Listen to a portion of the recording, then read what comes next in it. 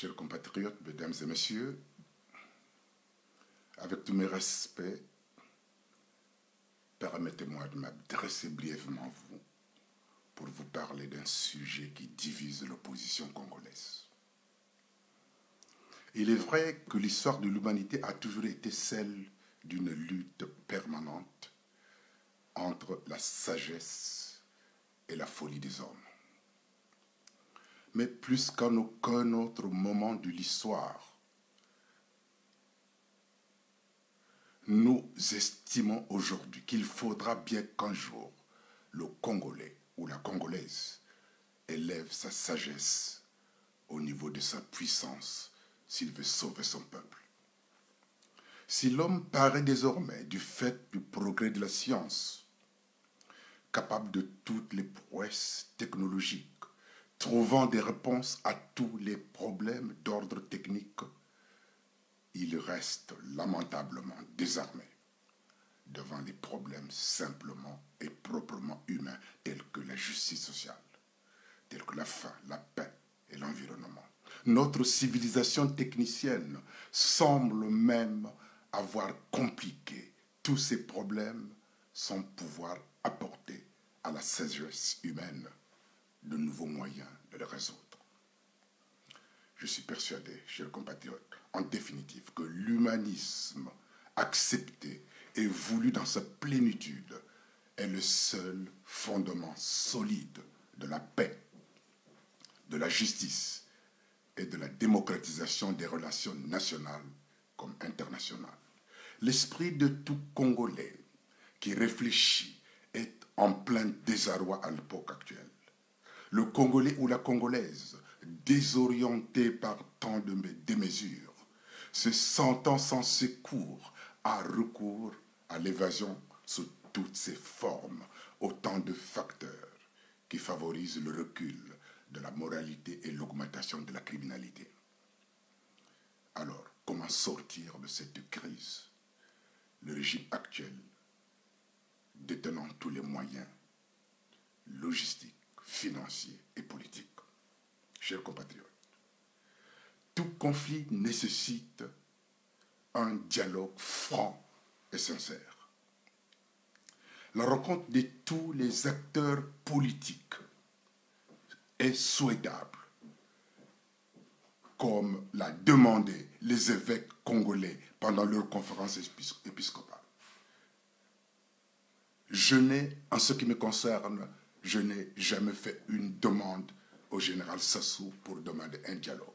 Mais je dis bien que si cela nous était imposé, comme les veulent les évêques congolais, l'ONU, le FMI et l'État français, dialoguer avec l'opposition réelle et former un gouvernement d'union nationale, si cela nous est imposé, je l'accepte et je soutiens cette thèse. Peu importe le pays choisi, à condition qu'il soit neutre. Je suis pour le dialogue si cela nous est imposé. Car pour moi, dialoguer, c'est faire valoir ses arguments pour se comprendre. Notre pays est très malade. N'attendons plus pour les résoudre que les problèmes s'accumulent et donnent lieu à des multiples complications. Le peuple souffre et le Congo ne fait que descendre pour occuper le dernier rang des pays les plus pauvres de la planète. Nous devons donc réaffirmer les principes et les objectifs qui concernent l'avenir de notre pays en acceptant ce dialogue, si cela nous est imposé, et procéder à une évaluation et un examen critique des politiques suivies depuis des années. Nous devons appeler l'attention de la communauté internationale ainsi que les peuples et le gouvernement des pays voisins sur le niveau de vie des peuples. Notre pays est confronté à une injustice record et s'enfonce dans la récession autant que dans l'austérité. Chers compatriotes, partout l'insécurité gagne du terrain et la justice ne fait qu'exécuter les ordres du régime. Notre jeunesse est sacrifiée. et devrait faire face, si rien n'est fait, à un environnement désagréable. Nous ne demandons pas le dialogue, comme je le répète. Je dis bien que si cela nous est imposé, nous devons l'accepter, car ce serait une grosse erreur politique de le refuser. Nous devons l'accepter avec nos conditions. Nous devons être résolus à préserver les générations futures du fléau de la guerre qui, 3 fois de suite, en l'espace d'une vie humaine, a infligé aux Congolais et Congolaises d'indicibles souffrances. Nous devons être résolus à proclamer à nouveau notre foi dans les droits fondamentaux de l'homme, dans la dignité et la valeur de la personne humaine, dans l'égalité des droits des hommes et des femmes, ainsi que des nations grandes et petites. Nous devons être résolus à créer les conditions nécessaires au maintien de la justice et du respect des obligations nées des traités et autres sources de droit international. Nous devons être résolus à favoriser le progrès social, à instaurer de meilleures conditions de vie dans une liberté plus grande. Et à ces fins, à pratiquer la tolérance et vivre en paix l'un avec l'autre dans un esprit de bon voisinage, à unir nos forces pour maintenir la paix et la sécurité nationale et internationale, à accepter des principes et instaurer des méthodes garantissant qu'il ne sera pas fait l'usage des armes, sauf dans l'intérêt commun, à recourir aux institutions internationales pour favoriser le progrès économique et social de tous les peuples. Pour conclure, chers compatriotes, je dirais simplement que tous les peuples du monde aspirent au développement, au mieux-être, à la justice et à la paix. Mais pour atteindre ces nobles buts, l'unité et la solidarité de tous sont plus que jamais nécessaires. L'adhésion et l'effort conjugué de tous sont plus que jamais indispensables. Toutes nos régions se doivent d'apporter une contribution positive au maintien de la paix, à la solution des grands problèmes interindépendants de leur développement, droits de l'homme, sécurité, liberté et coexistence pacifique.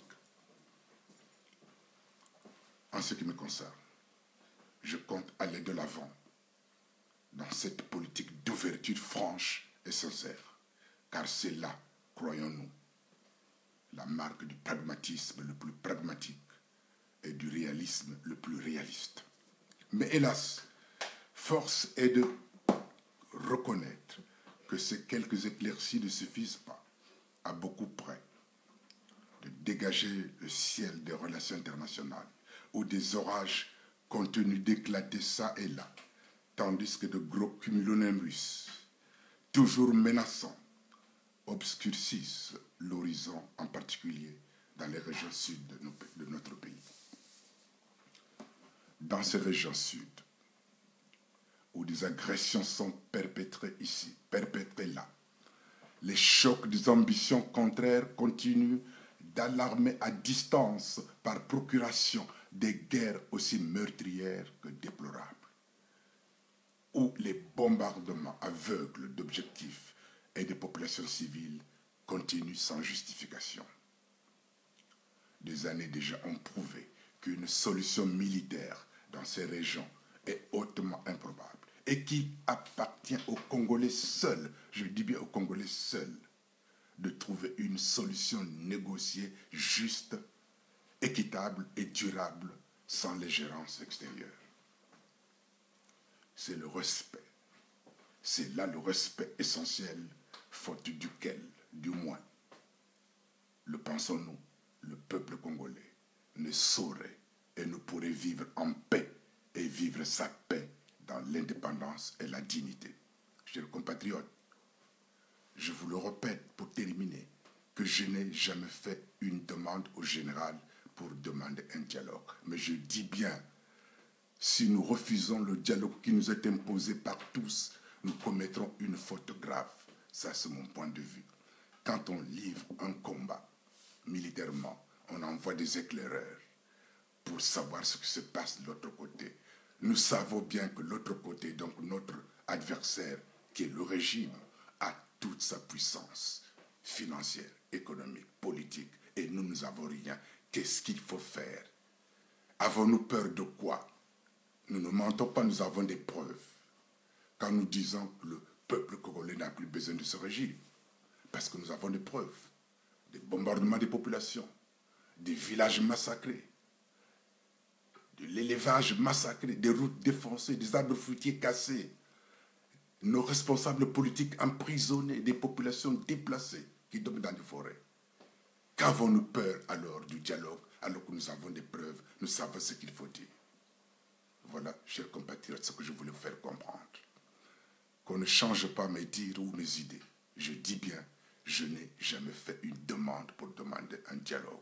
Mais j'accepterai le dialogue si cela nous était imposé pour apaiser la situation politique de notre pays et préparer des élections futures dans une situation politique bien apaisée.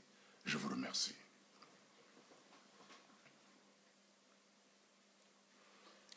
Voilà, mesdames, messieurs, ne quittez pas, restez en ligne. Vous venez donc de suivre le colonel Loël Longui, qui vient donc de faire son adresse aux Congolais par rapport à la situation concernant ce fameux dialogue. Il faut quand même dire que la diaspora congolaise est divisée depuis le passage à Paris de Denis Sassou Nguesso. Vous avez suivi sur Zana TV le Lion de Makanda s'exprimer et donner aussi son avis par rapport à ce dialogue. Vous avez aussi suivi, mesdames, messieurs, ces derniers temps, d'autres personnes intervenir sur les réseaux sociaux afin de donner un point de vue par rapport à ce dialogue. Le colonel Longui, qui est le président du MRLC, vient, lui, de faire une adresse aux compatriotes, puisqu'aujourd'hui, il lui a fait un procès, celui d'avoir demandé le dialogue à Denis Sassou Nguesso. Mon colonel, bonjour. Bonjour. Alors, Noël Longui, on vous a entendu tout à l'heure, les mots sont choisis, pensés. Une première question, quelle différence faites-vous entre un dialogue imposé et un dialogue demandé? Bon, c'est-à-dire que le dialogue demandé, comme mes compatriotes, je ne les condamne pas. Oui. Mais eux, vous savez, toutes leurs déclarations, c'est pour entendre: on ne veut pas dialoguer avec le criminel, on ne veut pas dialoguer avec M. Sassou. Alors, moi, je dis ceci. L'ONU, le FMI, l'État français écrivent à M. Sassou. Que M. Sassou soit là, légalement ou illégalement, c'est lui qui est là, chef de l'État. Donc, s'il y a un dialogue à faire, c'est lui qui est le chef du régime actuel, c'est avec lui qu'il faut dialoguer.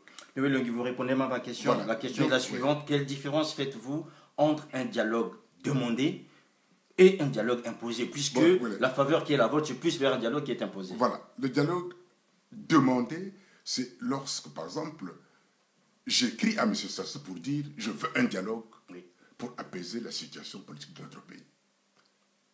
J'écris. Oui, d'accord. Donc, c'est quand c'est vous qui faites la démarche, à ce moment-là, il est demandé. Voilà. Et donc, là, pour vous, en fait, ce dialogue demandé a moins de valeur que la valeur qui est imposée, tel que vous l'avez dit, par l'ONU ou encore par d'autres organismes internationaux. Parce que la valeur, le dialogue qui est imposé, c'est une obligation pour nous, c'est une occasion pour nous de nous exprimer. Donc ça veut dire que vous avez toujours besoin d'une force extérieure pour faciliter... Non, pas besoin d'une force extérieure, mais c'est l'occasion que nous profitons. Parce que, qu'est-ce que nous avons? Vous savez, M. Makos, vous êtes bien placé, depuis plus de 26 ans, 30 ans, les gens ne font que louer des salles à Paris pour dire les mêmes choses qu'on connaît depuis des années.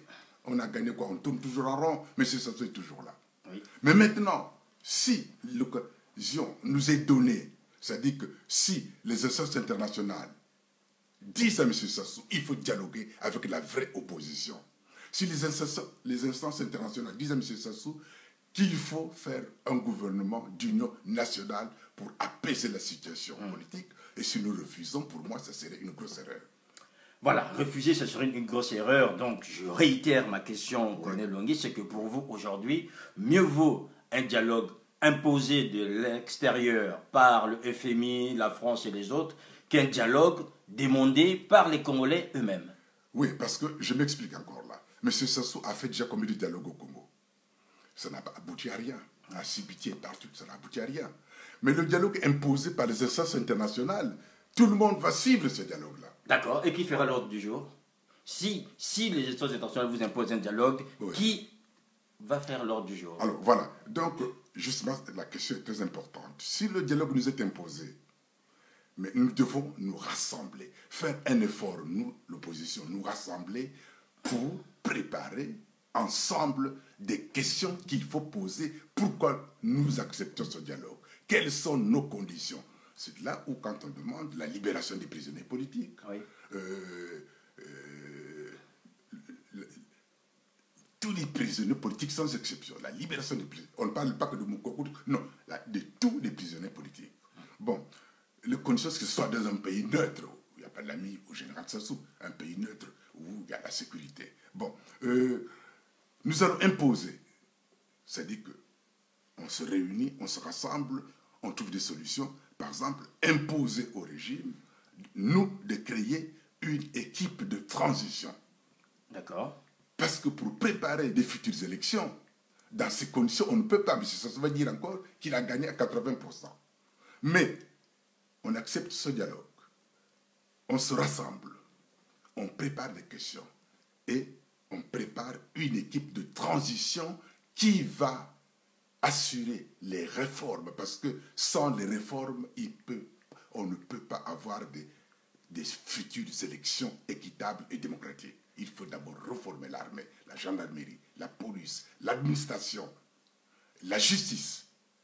Et après, celle ou celui que le peuple aura choisi, il sera choisi démocratiquement. Donc ça veut dire qu'en fait vous avez déjà, je dirais, réfléchi sur ce dialogue, sur son contenu, et vous estimez que les autres vous suivront. Alors aujourd'hui, par rapport à tout ce à quoi nous assistons aujourd'hui, est-ce que vous vous dites que finalement les Congolais ne sont pas encore mûrs? Puisque quand je vous entends, vous nous dites, mais voilà, quelque part, il est mieux que ce dialogue soit imposé, mais de l'autre côté, vous dites, ben, il faudra éviter tout ce qui est injonction extérieure et les Congolais doivent régler entre eux. Or, vous voulez faire ce dialogue dans un pays neutre, vous voulez qu'il soit imposé par des instances internationales, et en même temps vous dites, mais écoutez, nous on ne veut pas que les gens puissent rentrer dans nos affaires, mais quelque part il faut savoir ce que vous voulez. Oui, mais c'est-à-dire que quand on dit ingérence extérieure, c'est une question aussi qu'il faut bien expliquer. Ben, allez-y, expliquez-nous. Voilà, regarde, personne n'oublie que dans certains pays comme le Congo par exemple, il y a l'intervention des pays étrangers qui dirigent, conduisent même la politique congolaise. Et certaines puissances étrangères imposent à certains États africains ce qu'il faut faire, comment il faut le faire, avec qui il faut le faire. Et c'est ça que j'appelle moi l'ingérence extérieure. Alors que nous sommes des Congolais, nous avons nos principes, nous avons nos coutumes, nous voulons que le linge sale se lave en famille.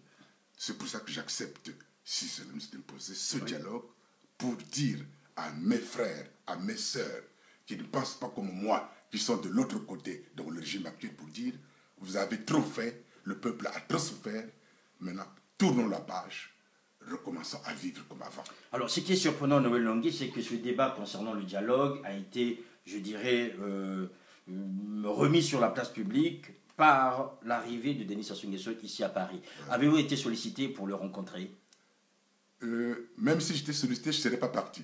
Non, mais je vous pose la question, est-ce que vous avez été sollicité? Non. Est-ce que M. Makome a fait une démarche auprès de vous pour vous dire, écoutez, colonel Longui, vous êtes président d'un parti, aujourd'hui le Congo a besoin de dialoguer, est-ce qu'on ne peut pas se rencontrer afin que nous voyons dans quelle manière vous pouvez apporter votre contribution? Justement, ce dialogue-là, je ne veux pas. Oui. Je n'allais pas accepter. Parce que c'est pas vous n'avez été sollicité ni par M. Makome, ni par quelqu'un d'autre, afin de pouvoir venir à Paris, participer à des réunions. Ce genre de dialogue, ce n'est pas celui-là que nous demandons. Oui. Ce n'est pas ce genre de dialogue. M. Sassou vient à Paris et parce qu'il a de l'argent, parce qu'il a des moyens, il embauche quelqu'un pour dire allez voir tel type, c'est lui qui choisit l'opposition. Non, non, non. Ça, ce n'est pas ce dialogue que je veux.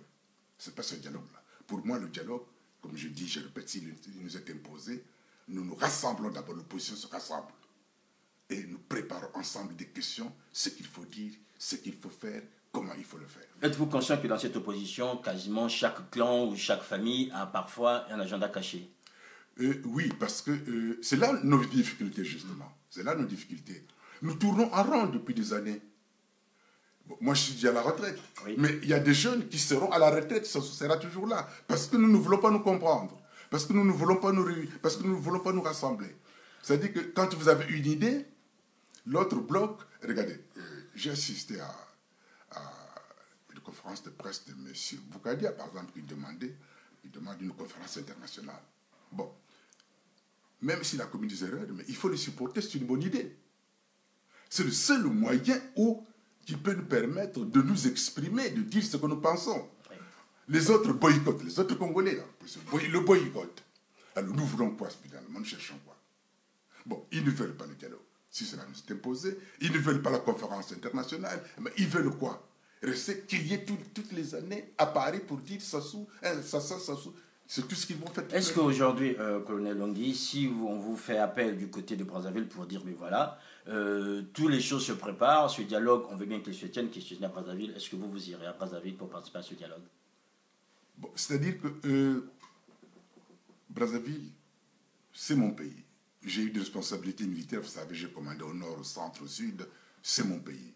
Je suis congolais, je suis militaire, je suis un officier. C'est mon pays. Quand il s'agit du dialogue, parce que on connaît le comportement de ce régime actuel. Je vous rappelle que la conférence nationale qui a déboulonné Sassou dans les années 90 s'est tenue à Brazzaville. Hein. Là, oui. Là, c'est autre chose. Ça, oui, il était isolé, il savait très bien, mais là, il n'est pas isolé. Là, à l'époque, il était isolé. Là, il n'est pas isolé. Mais il était toujours chef de l'État. Hein. C'est-à-dire qu'il faut aussi l'armée. Un pays neutre où il y a la sécurité. Lequel, par exemple? N'importe quel pays neutre. Par exemple... La France est-il un pays neutre pour vous? La France? Oui. Non, la France, on sait ses intentions. C'est un peu le problème, je vous pose la question. Est-ce que ça se passerait en Afrique, en Europe, en Amérique, en Asie? En Amérique, au Canada, en Chine, pourquoi pas en Afrique du Sud. Donc vous verrez que pour vous, les Chinois sont neutres dans les affaires congolaises? Non, les Chinois ne sont pas neutres. Ils commencent aussi à... Mais, enfin... Je préfère aller en Chine qu'en France. Ouais. Mais en France, nous avons aussi une certaine obligation. Regardez pour la Côte d'Ivoire, cela s'est fait à Marcoussis. Bien sûr. Hein? Bon, à partir du moment où, parce qu'ici nous avons la liberté d'expression, on ne peut pas refuser en France parce que je suis français, j'ai travaillé comme fonctionnaire français en France, oui. Et alors, je peux dire ce que je pense, on n'a pas peur de rien. Noël Emmanuel Longui, qu'est-ce qui vous fait que Sassou serait plus prompt à respecter des résolutions que vous aurez prises à l'extérieur et qu'il les appliquerait là-bas? Qu'est-ce qui vous fait aujourd'hui que vous ayez autant de confiance en leur vous disant nous allons être dans un pays neutre, on parlera, on prendra les décisions et quand on va les imposer à Brazzaville, et lui il obéira? On mettra les instances internationales devant le fait accompli. C'est-à-dire, on prendra des décisions à ce dialogue-là, comme j'ai dit, créer une équipe de transition qui dira à M. Sassou, vous n'êtes plus président de la République, il vous reste 2 ans. Et donc vous êtes sûr que M. Sassou va dire, ok les gars, c'est bien, merci, je m'en vais et puis venez prendre la place. C'est-à-dire que les instances internationales vont suivre ce débat-là. Ils vont suivre ce débat. Les Congolais se sont réunis, l'opposition congolaise s'est réunie. Alors ça fait quand même dire que quelque part que l'opposition congolaise a bel et bien peur de Sassou, parce que si vous avez besoin d'être accompagné pour lui imposer des mesures, alors qu'on sait dans les années 90, les Congolais l'ont fait entre eux, et qu'aujourd'hui vous ayez besoin d'un accompagnement international pour lui imposer des mesures, ça signifie quelque part que vous êtes bien conscient qu'il a la main et qu'il est aussi prêt à ne pas la lâcher. Mais ça dit qu'on sait qu'il ne peut pas lâcher, qu'il ne veut pas lâcher. Oui. Mais c'est à nous de le forcer. Ah, vous voulez le forcer par le dialogue alors que vous savez très bien qu'il a déjà fait ce dialogue. Pourquoi vous êtes militaire? Pourquoi vous ne prenez pas l'option militaire dans ce cas-là?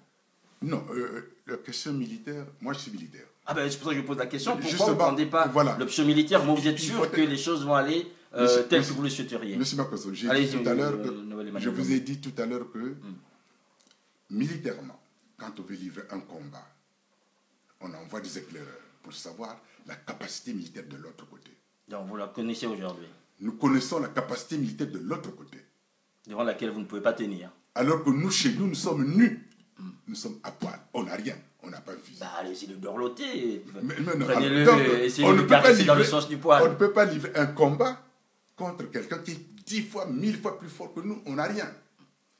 C'est pour ça que je dis, la seule occasion qui peut nous permettre de dire ce que nous pensons qui peut nous permettre de faire comprendre aux yeux des instances internationales. Ce que je ne comprends pas, Noël Emmanuel Longui, c'est que vous pouvez dire ce que vous pensez à Paris, ça fait des années que vous le dites à Paris. Oui, Sassou n'en a jamais fait cure, c'est pas son problème. J'étais à Paris, j'ai eu des problèmes, c'est-à-dire que vous savez, j'étais affecté aux Antilles parce que j'avais eu des problèmes quand ils ont appris que on m'a arrêté au Congo, je suis venu, que j'étais fonctionnaire ici de temps en temps, oui. J'étais obligé, j'ai vu le ministère intérieur qui m'a affecté aux Antilles. Bon, là c'est autre chose. Il est strictement interdit dans l'administration française de faire de la politique quand vous êtes en fonction. Tout à fait. Ça, vous devez le savoir. Bon, c'est aussi la même chose pour l'administration congolaise, hein, sauf que là-bas, les gens prennent beaucoup de liberté. C'est ce que je veux dire. À Brazzaville, j'étais gendarme. Bon, dans la gendarmerie, vous savez, la gendarmerie, c'est un corps qui a des principes français. Hein? La réclamation des permis, que lorsqu'on a déjà obéi, quand tu es en fonction, tu n'as pas le droit de faire de la politique. C'est pour ça que au Congo, la JMNR, toutes ces voyous armés au Congo, nous ont humiliés. Nous avons humiliés à l'époque de la JMNR. On était humiliés, je me rappelle, parce que je commandais la brigade de recherche à Brazzaville. J'ai été plusieurs fois humilié, alors que les JMNR étaient plus armés que nous. Et on ne pouvait rien faire. À chaque fois qu'il y avait un conflit, les responsables, les révolutionnaires, entre guillemets, ne supportaient que la JMNR. Et la gendarmerie ou l'armée, la police était écartée, ou même en prison. Alors, donc, on ne peut pas comparer cette histoire-là. Donc, nous avons cet esprit que la France nous avait légué dans la tête.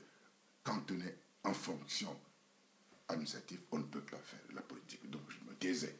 On se taisait. Maintenant, je suis à la retraite. Oui. Je suis à la retraite. Les collègues m'ont vu, m'ont consulté. Maintenant, tu es à la retraite, je peux parler. C'est-à-dire que je peux parler en France comme ça. Parce que je suis fonctionnaire français, je suis à la retraite, je peux parler. On ne peut rien me faire, comme je peux parler au Congo. Oui. Voilà. Donc, j'ai la liberté maintenant de dire ce que je pense. D'où je vous ai dit tout à l'heure sur... J'ai une idée, par exemple, pour la question que vous me posez en ce qui concerne le dialogue. Dans l'opposition, on ne peut pas s'entendre, mais il faut donner un point de vue. Voilà, le point de vue, vous l'avez donné, Noël Emmanuel Longui. On va arriver à la fin de cet entretien. Est-ce qu'aujourd'hui, vous pensez que la position qui est la vôtre, en étant ouvert au dialogue, fragilise votre mouvement, le MRLC? Oui et non. Je vous dis pourquoi. Parce que dans notre mouvement, effectivement, je suis en minorité. Oui. Dans mon mouvement, je suis en minorité. Et vous ne devez pas vous soumettre à la majorité? Non, je suis en minorité quand j'explique que je ne demande pas le dialogue, mais je dis bien nos évêques congolais. Mais qu'est-ce qui vous empêche de le demander, ce dialogue? Non, parce que... Mais je pense quand même qu'à un moment donné, vous avez suivi pendant toute l'actualité politique entre 2016 et 2018, l'opposition a toujours demandé le dialogue. C'est l'opposition congolaise qui demandait le dialogue. Oui, mais pourquoi aujourd'hui vous n'assumez pas et vous ne continuez pas dans cette lancée de demande que vous vouliez en fait faire porter cette demande par des forces extérieures? Quand on demandait, il demandait, c'est Sassou qui, le général Sassou, excusez-moi, c'est le général Sassou qui dirigeait tout, qui faisait tout. Mais il continue toujours à diriger. Justement, alors c'est pour ça que je dis, c'est pour ça que je vous ai dit tout à l'heure au départ, si ce dialogue nous était imposé par les instances internationales, c'est-à-dire que j'ai, moi, des rapports qui vont à Brazzaville pour dire à monsieur, au général Sassou, dialoguer avec la vraie opposition et faites un gouvernement d'union nationale. J'ai des rapports de l'ONU qui vont chez monsieur Sassou. J'ai des rapports du ministre de l'État français qui lui demande de dialoguer avec l'opposition réelle. Donc l'opposition réelle, c'est nous qui sommes à l'étranger. Parce que au Congo, vous savez comment ils sont comprimés, ils ne peuvent rien dire. Bon, c'est pour ça que je dis à mes collègues, entendons-nous, rassemblons-nous. Rien n'est trop, il n'est pas trop tard. Vous avez annoncé une conférence de presse cet après-midi. Aujourd'hui, une partie, notamment la majorité de votre camp vous attendent. Est-ce que vous ne craignez pas qu'on assiste à une troisième, je dirais, scène ou un troisième mouvement MRLC avec une scission à la fin? Non, c'est-à-dire que je leur ai fait comprendre, et je leur dis ceci, un mouvement politique, c'est-à-dire que conférence, débat, ce n'est pas une prise, ce ne sont pas des décisions politiques. D'accord. Ce ne sont pas des décrets, ce ne sont pas des lois. Donc, on est en famille politique, il y a quelque chose qu'on n'a pas bien compris, on pose les questions et on donne des explications. Est-ce que les explications que vous allez donner aujourd'hui, si elles ne suffisent pas, vous vous soumettrez à la volonté ou à la majorité de votre mouvement? Si je leur ai dit que si vous ne me comprenez pas, je ne peux pas vous l'obliger, c'est normal. Hein? Bien sûr. Regarde, j'ai vraiment des compatriotes dans mon mouvement, des vrais militants. Oui. Entre guillemets, je dis bien des vrais militants.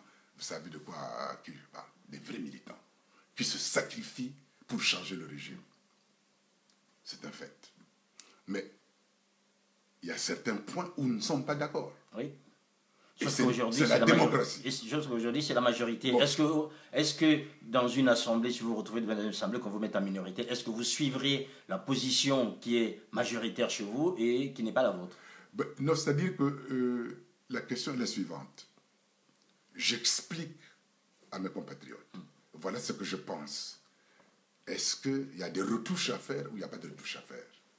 S'ils insistent dans leur voie, alors que je sais qu'on n'ira pas loin dans cette voie-là. D'accord. La voie de la haine, oui. La voie de la colère. À ce moment-là, quelle décision prendriez-vous? Je dirais, écoutez, dans ces conditions, mes chers compatriotes, hein, excusez-moi, parce que c'est comme dans un mariage. Hein, vous vivez avec une femme, oui. Et que vous constatez que vous ne vous entendez plus. Alors, par respect de l'autre, on dira, bien écoutez, puisqu'on ne s'entend plus, on n'ira pas loin. D'accord, donc ça signifie que vous êtes prêt aujourd'hui, Noël Emmanuel Longui, à mettre sur la table votre démission en tant que président du MRLC, si on ne vous suit pas. C'est-à-dire que si qu'ils ne me suivent pas, c'est normal, mais qu'ils ne m'imposent pas à faire ce que je ne veux pas faire. Et moi aussi, je ne voudrais pas leur imposer de faire ce qu'ils ne veulent pas faire. Donc ça signifie qu'il n'y a plus de raison d'être ensemble. Donc, en politique, vous voyez, même en France ici, des grands partis politiques, c'est comme ça. Bon, l'autre pense ceci, l'autre... c'est pour ça que le débat est très important dans des réunions politiques. On discute, on pose des questions, pourquoi il faut qu'on arrive à trouver un terrain d'entente. S'il n'y a pas de terrain d'entente, on se pose des questions. Alors, pourquoi nous sommes ensemble si on ne peut pas s'entendre? Finalement, est-ce que ce mouvement n'est pas aussi fragile dès le départ, dès sa conception? Parce qu'on voit, chaque fois qu'une actualité est très importante, même dans sa propre organisation, il y a toujours à la fin une crise et parfois qui amène à la décision. C'est ça la démocratie. C'est-à-dire que la démocratie, c'est ça. Vous voyez, regardez.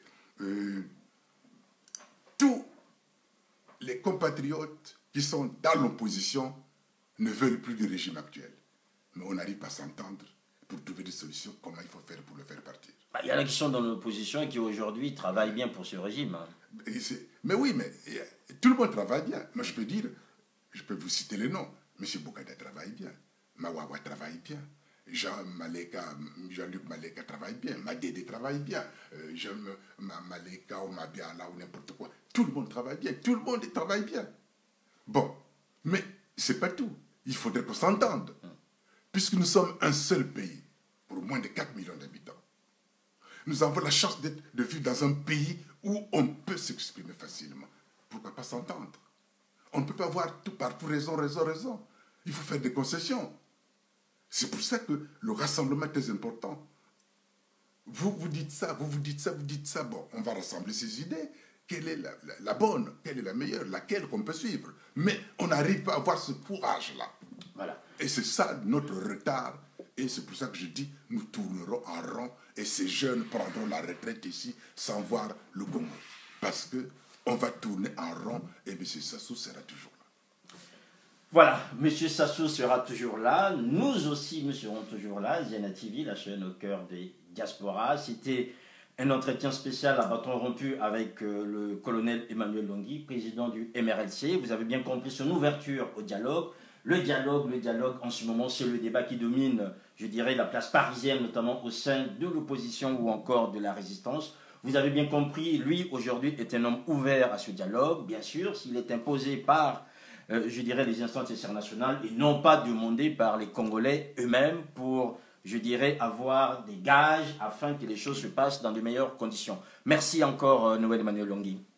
Je vous remercie, M. Marcos. Voilà, je vais juste vous laisser 2 minutes. Peut-être que vous auriez une dernière adresse à donner aux compatriotes qui sont les vôtres, qui vous suivent en ce moment. Mais je dirais à mes compatriotes, mes frères et sœurs, nous sommes tous des Congolais. Il y a ceux qui ont dérapé, hein, il faut voir le régime actuel, par exemple. Mais ils sont tous Congolais, nous restons Congolais. Il y a ceux qui souffrent, qui ont perdu les familles les plus proches. Moi qui vous parle, par exemple. Mais la rancune, il faut le mettre de côté. Si nous voulons assumer nos responsabilités dans notre pays, il faut tout pardonner. Si nous voulons rassembler, il faut tout pardonner. Si nous voulons dire à ceux qui nous maltraitent que nous, quand nous viendrons, nous voulons que le pays soit uni. Nous voulons que le pays soit une seule famille, que nous sommes tous des Congolais. Il faut montrer l'exemple, écarter la rancune, enlever la colère, pardonner. Si les évêques congolais disent au gouvernement actuel qu'il faut dialoguer avec la vraie opposition, qu'il faut former un gouvernement d'union nationale, c'est parce qu'ils ne veulent plus que le sang continue à couler. C'est parce qu'ils veulent tous qu'on se rassemble. Nous sommes d'un même pays. Nous sommes tous des Congolais, Congolaises. Les uns ont souffert, les autres font souffrir. Mais pardonnons, pardonnons, retrouvons-nous ensemble, reformons notre force qui faisait de nous Congolais le meilleur Africain de l'Afrique centrale. Je vous remercie.